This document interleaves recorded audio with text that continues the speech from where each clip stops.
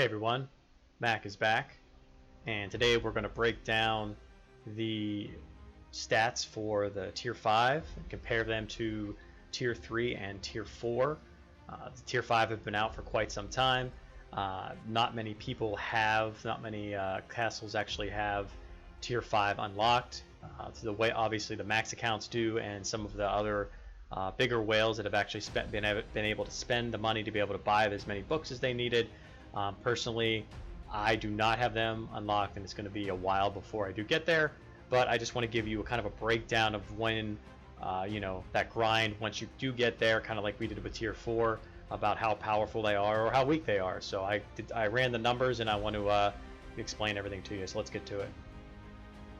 So for this video, I'm going to break down the attack, the health, and the defense of these different troop types. So this is a Tier 3 infantry here, and his attack is 60, his health is 76, and the defense is 43.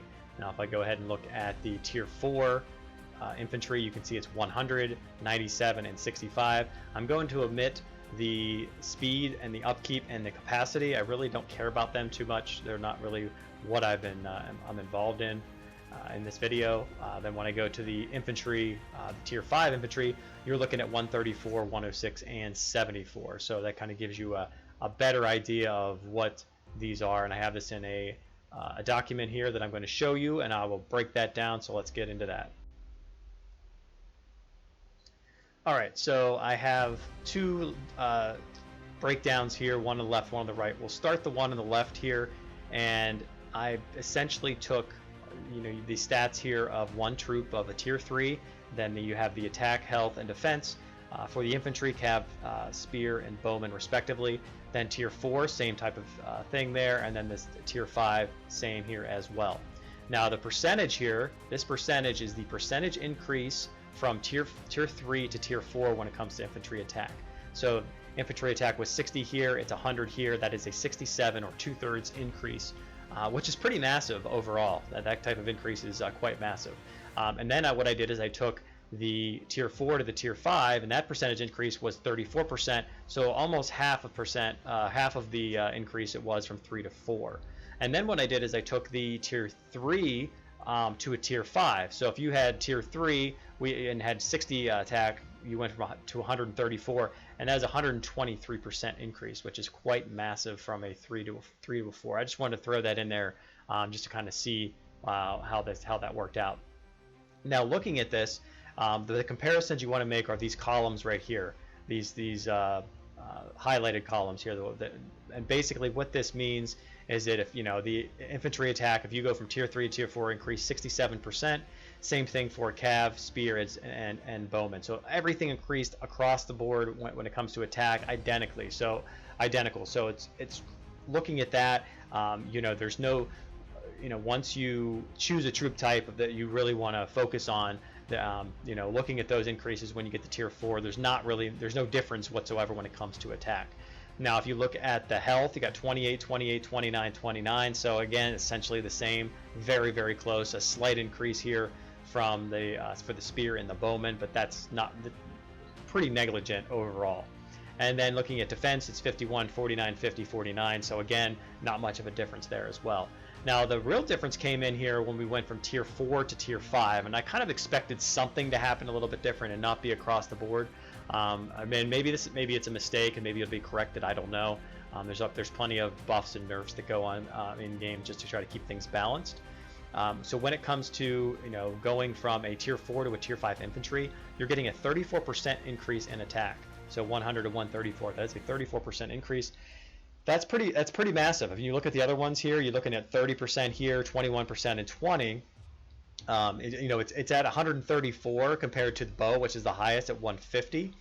And that 150, you're thinking, okay, well 150 is still significantly more, but it's only 16 points more when it comes to the actual numbers itself compared to Tier 4, which was 25 more. So it's been reduced, and that reduction is 14%. So a 14% reduction when it comes to attack versus with infantry and the bowman for the lowest and the highest attack. So that's something to note. Now, what I found interesting is that the infantry health and defense was not increased very much when it went from tier 4 to tier 5.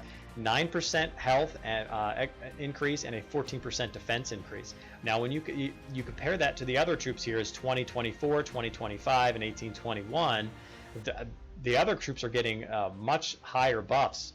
So essentially what that means is, when I look at it, is that infantry is not getting the same amount of have the same amount of defense as you would like.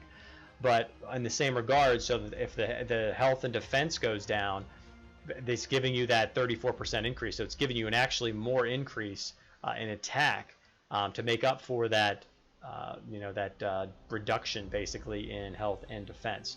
So I don't think it's a massive change when it comes to, do you want to take infantry because they've increased that, more attack? Okay, that's fine, but they lost a lot of health and defense in there, so that could be a kind of, I would say, a major problem. That could also be a problem. So those are kind of just interesting stats there to kind of look at. And if looking at the tier 3 to tier 5, that's interesting as well to see the actual increases as well, and you can look at that if you'd like.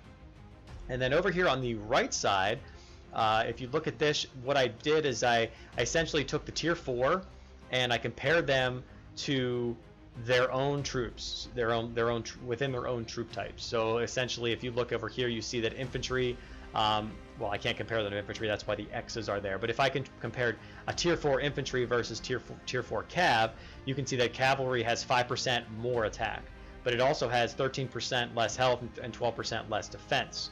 As you can see over here, with these columns are the attack, health, and defense. So that's essentially, if you look at that, looks that kind of just gives you an idea of how that actually works. So I kind of like that little this little breakdown here for sure.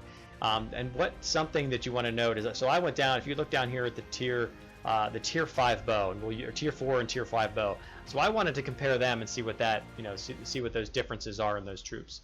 And one thing that I'd noticed about essentially this entire evaluation over here, so a tier 4 bow has a 25% more attack when it comes to an infantry tier 4. Now when you look at the tier 5, the bow has about a 12% more attack than the infantry. And since that's the case, you can see that essentially that has kind of narrowed that gap from tier 4s. So once everybody does get to tier 5, which essentially eventually will happen, it may take a year, it may take longer, depending on your if you're free to play, it'll take you probably 3 years, I think, something like that. It's a long time if you're just getting the books itself from the VIP shop, but obviously you'll be getting books from other places, so it won't take you quite as long. And I assume essentially they'll maybe a tier 6 comes into play in a year or two or something like that, and they'll make it a lot easier to get to the tier 5, just like they've done to make the tier 4 get a little bit easier. But you can see this. That's what I wanted to note in this chart over here, is basically they're narrowing in that gap. Like if you look, it's 19% for if you're comparing the cavalry tier 4s, bows. I'm sorry, the bow to the cav. Where over here, if you compare the bow to the cav on a tier 5, it's 9.5, almost 10%. So you're almost cutting that in half. If you look at the spear, it's 9%. Bow has 9% more attack when it comes to the tier 4s, and it has 8% more attack when it comes to the tier 5. So that really didn't increase too much. That's very, very close when it comes to both of those. But you can see some of the other ones in here that everything has essentially gone down. Not all of them. As you can see over here, 31% infantry when you're talking the health. So infantry had 31% more than in the tier 4, but then in tier 5 it was 22%. But here, if you look at the next one, 16% for cavalry, but 18.4. So that cavalry actually got more health benefit when compared to the tier 5 bow, and then 12% of defense. So that actually went up as well. And then you look at 15 to 17, that it went up there, and 10% to 12%, so it went up there as well. So there is that narrowing as you get to the tier 5, so it's not as drastic a change as we might think. And you can see some of these other ones though here too. Like there's these 1% increases here, the change of 1% to 1.4%. I know it's a little backwards with having the tier 4 here and the tier 5 over here, but I still wanted to just show this because I started with a tier 5, was just going to evaluate them, but I figured that this was important to put the tier 4 in there as well. So you can go through these and look at this, but I really think this is a really nice breakdown of everything. So just looking right here, you can see the 25%